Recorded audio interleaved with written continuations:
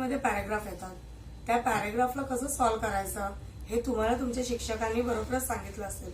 पण तरी सुद्धा आपण जेव्हा पेपर लिहितो ना त्यावेळेस आपण काय करतो, फटाफट सॉल्व्ह करण्यामागे भरपूर काही गोष्टी आपण विसरून जातो. तर चला आपण शिकूया थोडंफार. या व्हिडिओच्या हिशोबाने जर तुम्हाला काही हेल्प झाली तर ते माझ्यासाठी खूपच चांगलं असेल. चला सुरू करूया. तर ओके, आता आपल्याकडे हा उतारा आहे, माझ्या बालमित्रांपासून ते आईच्या प्रेमळ कुशीत. हा पॅराग्राफ तुम्हाला नीट वाचायचा आहे. वाचल्याच्या नंतर पहिला प्रश्न कुठला दिला आहे की या उतारा वाचून दिलेल्या सूचनांनुसार कृती करा. कृती म्हणजे तुम्हाला शोधून त्याचं आन्सर्स फाइंड आउट करायचे. चौकट पूर्ण करा. या चौकटीमध्ये येणारे शब्द आपल्याला लिहायचे. तर पहिलं सेंटेन्स काय, लेखकाचा जन्म या ठिकाणी झाला. कुठे झाला, तर मग ते आपल्याला वाचायचं. आता तुम्ही जेव्हा वाचत गेलात, माझ्या बालमित्रांनो मी तुमच्या एवढा होतो तेव्हा अगदी तुमच्यासारखाच खेळकर, खोडकर व उपद्व्यापी होतो. माझा जन्म पुण्यातच एका गरीब कुटुंबात झाला.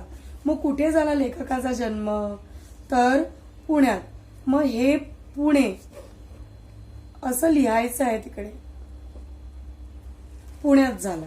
ओके, लेखकाचे वडील या खात्यात नोकरी करत होते.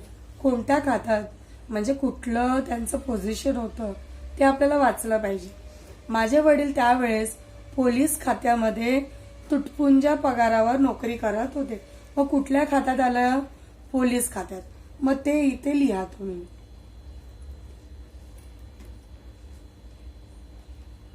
पोलीस खात्यात. ओके, इथे जर तुमची काही चूक झाली तर तुम्ही त्याला फक्त एक स्ट्राईक मारायची आहे.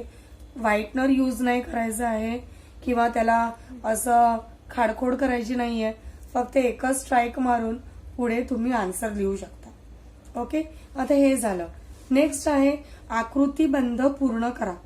आकृतीबंध पूर्ण करा म्हणजे काय, तुम्हाला प्रश्न दिलाय लेखकाच्या दिवसभराचा कार्यक्रम. मग दिवसभर लेखक काय काय करायचे ते. आता इथे लेखकाचं बालपण, त्यांचा जन्म, त्यांचे वडील कुठे काम करत होते, त्यांचं कुटुंब कसं होतं हे तुम्हाला या ओळींमध्ये माहिती पडेल. त्याच्यामध्ये अशा परिस्थितीत वडिलांना आम्हा मुलांसाठी खेळणी विकत घेणे शक्यच नव्हतं. म्हणजे ती त्यांची परिस्थिती हलाखीची होती, म्हणजे गरीब होते. दुसऱ्या मुलांच्या हातात खेळणी पाहून आम्हाला त्यांचा हे वाटत होता.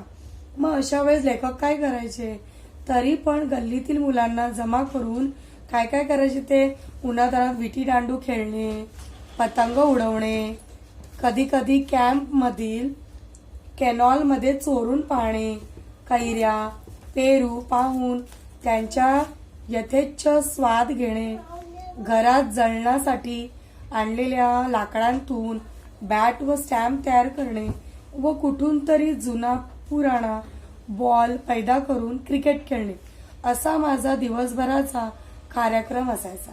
म्हणजे आता आपल्याला कळलं काय काय कार्यक्रम. मग या चौकटांमध्ये त्यांनी दिवसभरामध्ये काय काय कामं केलेत, विटीदांडू खेळणे, पतंग उडवणे, कॅनॉलमध्ये चोरून पोहणे, कैऱ्या पेरू खाणे, बॅट व स्टॅम्प तयार करणे आणि क्रिकेट खेळणे, हे सगळं तुम्हाला या चौकटीमध्ये लिहायचं आहे. स्वमत. आता स्वमत म्हणजे माझ्या जीवनात आईचे स्थान या विषयात तुमचे मत लिहा. तुमचे मत म्हणजे तुम्हाला काय वाटतं ते तुम्हाला यासाठी लिहायचं आहे. आईचं तुमच्या जीवनामध्ये काय स्थान आहे, पोझिशन आहे, ते तुम्ही थोड्या 10 ओळीमध्ये लिहा, कारण की ते फक्त 3 मार्कासाठी आहे.